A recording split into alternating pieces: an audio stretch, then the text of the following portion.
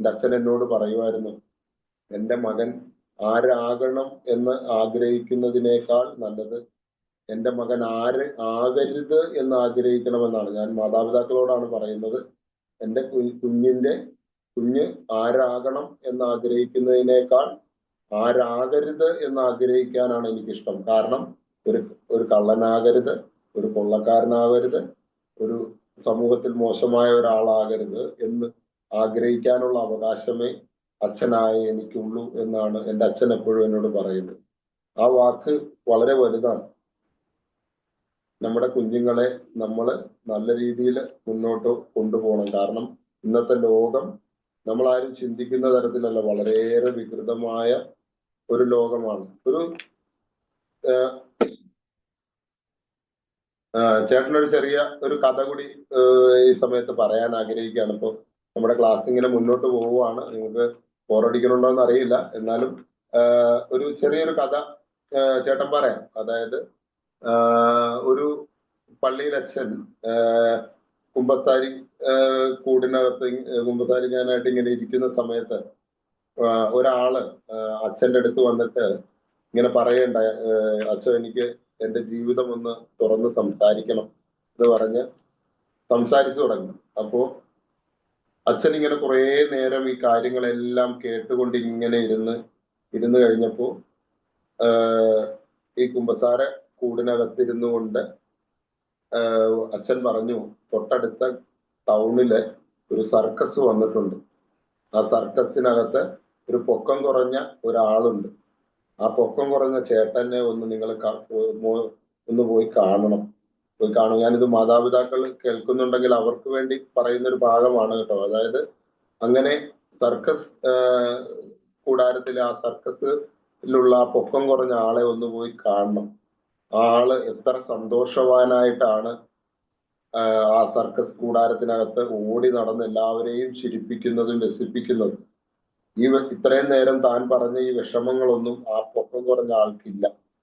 ആ ആളെ ഒന്ന് പോയി സമയം കിട്ടുമ്പോൾ താനൊന്ന് കാണപ്പോ തന്റെ സങ്കടങ്ങളും വിഷമങ്ങളും ഒക്കെ പകുതി അങ്ങ് മാറും എന്ന് പറഞ്ഞു. അപ്പോ ഈ സർക്കസ് ഈ കുമ്പസാരക്കൂടിന്റെ മറുവശത്തിരിക്കുന്ന ആള് അച്ഛനോട് പറഞ്ഞു, അച്ഛൻ പറയുന്ന ആ സർക്കസ് കൂടാരത്തിലെ ആളാണ് ഞാൻ.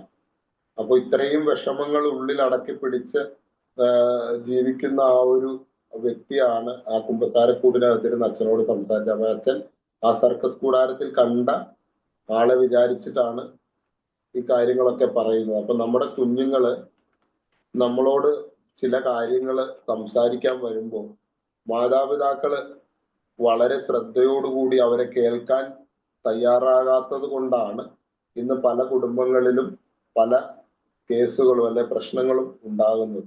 അപ്പൊ നമ്മുടെ കുഞ്ഞുങ്ങളെ ഒന്ന് കേൾക്കാനുള്ള മനസ്സ് നമ്മുടെ മാതാപിതാക്കൾ ഓരോരുത്തരും കേൾക്കണം, തയ്യാറാവണം. കാരണം കുടുംബാന്തരീക്ഷത്തിനകത്ത് ഒരു കേൾവിക്കാരൻ ഇല്ലാതെ പോകുന്നതാണ് നമ്മുടെ കുഞ്ഞുങ്ങൾ തെറ്റുകളിലേക്ക് വഴുതി വീഴുന്നത്.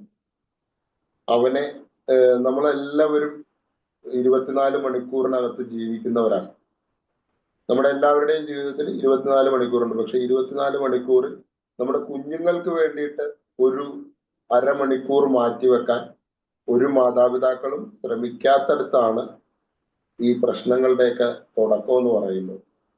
അതുപോലെ രാത്രി കാലങ്ങളിൽ ഭക്ഷണം കഴിക്കാൻ നിങ്ങൾ എല്ലാവരും കൂടി ചേർന്നിരുന്നു കൊണ്ട് ഇന്ന് തന്നെ ഈ വിപിൻ ചേട്ടനെ കേൾക്കുന്ന ഓരോരുത്തരും കുട്ടികളും ഇന്ന് തന്നെ വീട്ടിൽ പറയണം, നാളെ മുതൽ അച്ഛനും അമ്മയും ഞാനും അനിയനും ചേട്ടനും ഒക്കെ കൂടി ചേർന്നിരുന്നു കൊണ്ട് മാത്രമേ ഭക്ഷണം കഴിക്കൂ.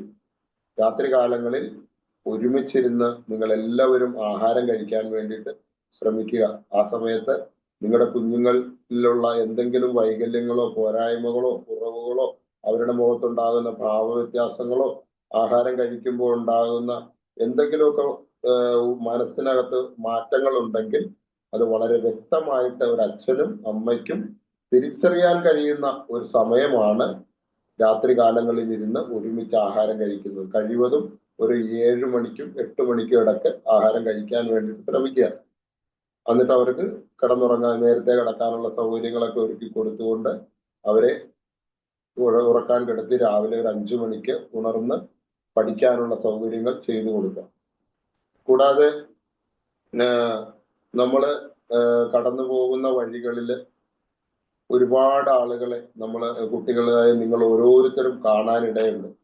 ചെറിയ പ്രായം തൊട്ട് തന്നെ ഇന്ന് അപകടകരമായ ഒരുപാട് അവസ്ഥകൾ, മയക്കുമരുന്നുകളോ അല്ലെങ്കിൽ ലഹരി പദാർത്ഥങ്ങളോ ഒക്കെ ഇവരുടെയൊക്കെ വാർത്തകൾ നിങ്ങൾ ഓരോരുത്തരും കേൾക്കുന്നുണ്ട്. പരിചയമില്ലാത്ത ഒരു ആളുകളുമായിട്ടും സൗഹൃദം ഉണ്ടാക്കാൻ ഇടവരാത്ത രീതിയിൽ നിങ്ങൾ ഓരോരുത്തരും കടന്നു പോകണം.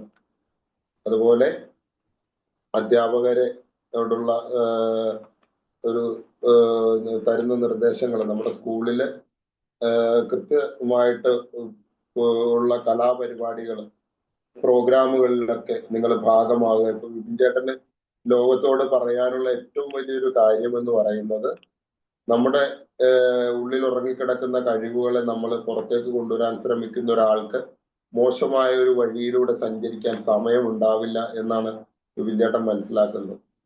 വിപിൻ ചേട്ടൻ എവിടെയും എഴുതുന്ന ഒരു കാര്യമാണ്, അതായത് ഉയരമുള്ള ഒരു മകൻ ഉണ്ടായിരുന്നെങ്കിലെന്ന് ഒരിക്കൽ പോലും വിപിൻ ചേട്ടന്റെ അച്ഛനും അമ്മയും ആഗ്രഹിക്കാനോ ഇട വിപിൻ ചേട്ടൻ കൊടുത്തിട്ടില്ല.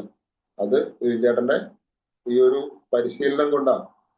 അപ്പോ അത്തരത്തില് നിങ്ങൾ കുട്ടികളായ ഓരോരുത്തരും നിങ്ങളുടെ മാതാപിതാക്കൾക്ക് ഒരു തണലായിട്ട് മാറുന്ന തരത്തില് നിങ്ങൾ പഠനത്തോടൊപ്പം മറ്റ് കഴിവുകളും കൂടി പുറത്തു കൊണ്ടുവന്ന് അത് ലോകത്തെ പരിചയപ്പെടുത്തണം.